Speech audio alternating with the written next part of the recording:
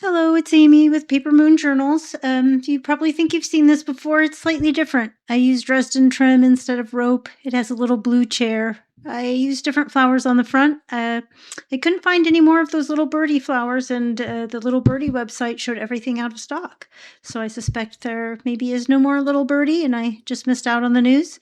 I used this lovely sari silk ribbon and tiny little pink and teal blue charms, hearts and heart-shaped keys. For the cohesive charms, they're jewelry grade enameled charms. I use eyelets. I hand dyed the paper. I rounded all the corners and inked all the page edges with a lovely rich blue. I added paper flowers and, of course, plenty of glitter. Um, I'm not sure what I'm doing off camera. Let's see. Inside, of course, we have a few paper dolls. Even though it's a dollhouse journal, I did include some paper dolls. And I love these sentiments. So this was a kit by Pixie Dust Files. She has a lot of dollhouse kits, and of course I combined many of her kits in here. The tiny little vintage-looking envelopes are my porch prints. I also have another project to share that's a my porch print quilting themed journal that's done. That'll be the next video I'll have to share. There were two people that said they were interested in this after the last one sold. So I went ahead and made another one. It's available in my Etsy shop now. And it's using the same kit, but of course they always come out slightly different. The last one I had to cut one of the signatures out and make a separate journal because it got too fat. That didn't happen with this one, so I did make it a little bit less since it's a single journal and not a pair of journals. I think it came out beautiful. Anybody who liked the last journal using this kit, I think would love this one.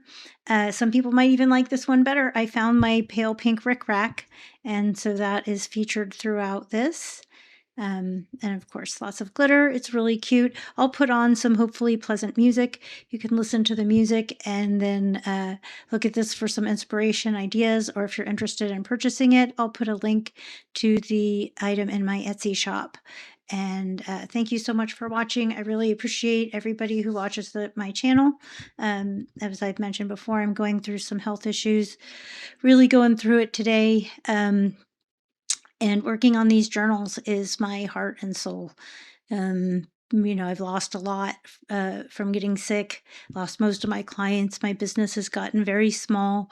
And there is nothing like the therapy of crafting to distract oneself. You can lay around feeling miserable, or you can make beautiful things, maybe feeling miserable. So I find it's often a huge distraction, a great relief, and can often forget how I'm feeling or my troubles or whatever. So what I've done with my ephemera is I've backed it on either tea stain paper, faux ephemera, maybe some vintage wallpaper to make it pretty. So I've done that differently, added lots of glitter, again, used things from various kits. And I love backing the ephemera. It makes it nice and sturdy, but not as thick as when I used to back it onto product packaging, which, if you don't have a color printer or the access to that and you've bought digitals, say in book form, like Sweet Pea Curiosities has hers in book form, you can buy from Amazon, then you can always just back it onto soda box or something like that. You could back it onto beige colored cardstock. That would make a nice backing, and then just ink the edges. A lot of times I save my scraps, my cardstock scraps, and then use those to back ephemera on. You can see more paper flowers. I really went all out. I do in every one. I don't stop until I love it. I made a little washi tape bunting for this page. I thought that came out really cute. I like making the tiny pockets for the tiny things. If you haven't seen my videos before, welcome to my channel.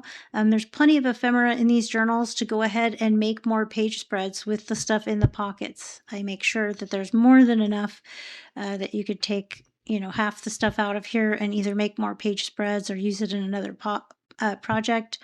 You could also add some stuff that you had. If you had some paper dolls or things as a child, maybe paste some pictures of your favorite dolls. Maybe you're a doll collector, doll lover. I'm a doll collector. I actually have had a doll channel. I still have it on YouTube. I just haven't done anything in over a year. One of my shorts I saw the other day had over 2 million views. But once I got sick, I gave up the doll customizing and the doll channel, as that was taking up, it was a full-time job. And then the journals themselves, that's something I really feel better about doing when I'm not feeling hot. Rerouting a doll is something that I would want to be feeling good. Need manual dexterity when I'm not feeling good. I can't type, or my hands don't work as good doing difficult things, but working on kind of like, I wouldn't fussy cut. Let's say on a bad day I would only cut out square, rectangular, kind of easy cut ephemera, to be relaxing, and do glittering, things like that, maybe ink edges, round corners. Some of the projects that I said I was going to put on music, and it looks like I'm going to chat instead. I am finally working on some Halloween. I started on a Halloween journal last year using a digital kit that I had created right before I got sick. And for whatever reason, that was too much of a reminder of everything that made me sick. So I just put it away in a box marked triggers. And then I was able to get it out and look at it and didn't find it upsetting at all. So I got out my nearly finished project and finished that Halloween. And it's using only my digitals, which is pretty amazing. They're not available for sale anywhere. Like, the only place you can get this is by buying, a journal that I've made. So I think that's pretty cool. It's not my style at all. It's chibi. I challenged myself to make a chibi animation style Halloween kit because there was nothing like that out there. I know it's something that's very popular.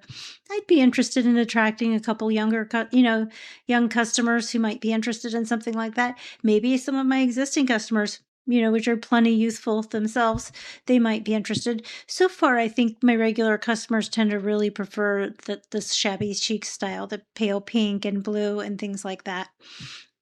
But so I have that one Halloween journal that's done, waiting to be filmed, ready to share, list, all of that. Like I said, I'm going through it.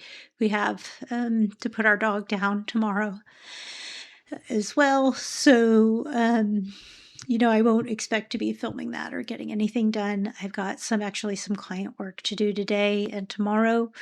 Whether I feel good or not, it's got to get done. A couple clients I have left, I'm still gonna, provide good service. If they have to carry me down here, if I'm able to sit up and open my eyes, like I'm going to work. So, I won't be able to list or share that probably until the weekend, the completed one. And then I have 3 more Halloween journals that I started, 2 using kits that I already had and had used before. But of course I did them differently. One's like a vintage Halloween, and another one was called quirky Halloween. And then those have just been barely started. I don't even think I've rounded the page corners or the edges, but the cover's made, constructed. If not, it's not completed, but the cover's constructed with the final image on there, and the pages are sewn in for three of those projects. And then one of them has all of the ephemera made. It was a new kit that I bought from My Porch Prints. That was, what was it? Halloween Bakery. And it just looked really cute and sweet. And My Porch Prints always has tons of different ephemera and kits and backing pages and things like that. So there was so many like backing papers and then patterned pages, ephemera. It had so much stuff. So I liked printing out the backing papers onto cardstock, using that to back the ephemera on that I also printed on card. That's very relaxing and therapeutic, to sit there and do that. I've also gotten into webkints. My daughter got me into playing webkints because I just don't know what to do with myself. I'm not really into TV that much. Anything that I like, I've seen already and probably multiple times. So I said I envied her, playing those games, and my husband would play computer games. And I said, I'm just not into that. I'd like to get into that. Well, I had a Webkins account from 2009 that I had created to play with my daughter when she was little. Of course, she's not little anymore. It's been 15 years now. She's graduated college and it just recently and is job hunting. So, so she found a way to reactivate my old Webkins account where I had like 20 pets and all these rooms and money in the bank and things like that. And so I've gotten into playing some of those games that I used to enjoy. There's little daily activities, things like that. I know it seems silly, but the games are simple and fun. There's a lot of like Candy Crush style or inspired games. Some that are inspired by old video games, from back in the day. So, I found that is a great way so that I don't, when I'm too tired from working on the journal, because I can work on them sometimes 14 hours a day if I felt up to it, right? So to take a break from that, spend an hour or two playing silly little video games and earning some money to decorate little pets' rooms, things like that. I know Facebook has games like that as well, where you request parts and pieces from people. The nice thing about Webkins is that everybody that's on there is pretty much just on there to play the games and do the stuff, where not everybody on Facebook is there to send you bricks and nails and things like that.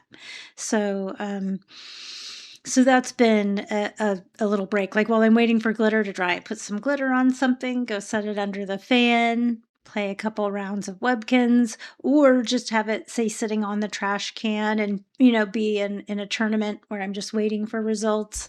And then, use the trash can like a desk and then just sit on my desk and make stuff. And then occasionally use my mouse to click to re-enter the competition.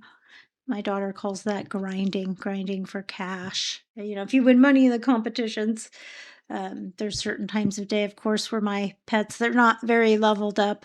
Again, I just originally did it to play with my daughter back in 2009. So when she was still in probably grade school then. So crazy, crazy, crazy. She's gone this weekend. She's got plans with friends. But we're almost done looking at this journal. I guess I will finally pipe down. If there's any time left, I'll put some music at the end so you don't have dead air. But I did. I had a really good time making this journal. I know it'll have a good home. If I'm not having a sale, you can always reach out. The abandoned cart sends you a coupon to remind you to buy it. If you've ever purchased from my shop, the code that you get as a thank you code discount, that's good forever. It's not like a one-time thing. It's good forever. You can always use that. So if you buy once, then you have a forever coupon for my store. I do get lots of return customers, which I really appreciate. It makes me feel good. Nothing says, did I do good enough, than the fact that they come back for more and or request more. I got another request for the Bridgerton to do that Bridgerton style journal again. I haven't even started printing this stuff out yet because, as I said, I've got those 3 other Halloween started. But once I get one of those into the glittering phase, then I'll go ahead and start. I'm okay having 3 in progress, or actually 4. If one's just in glittering and everything else is done, that's fine. But it does make me feel a little stressed if I have more than 3 in progress at any time. So anyways, have a beautiful day. God bless you all. Thank you so much. I hope you'll check this out. You found it interesting or inspiring, and please have a wonderful day.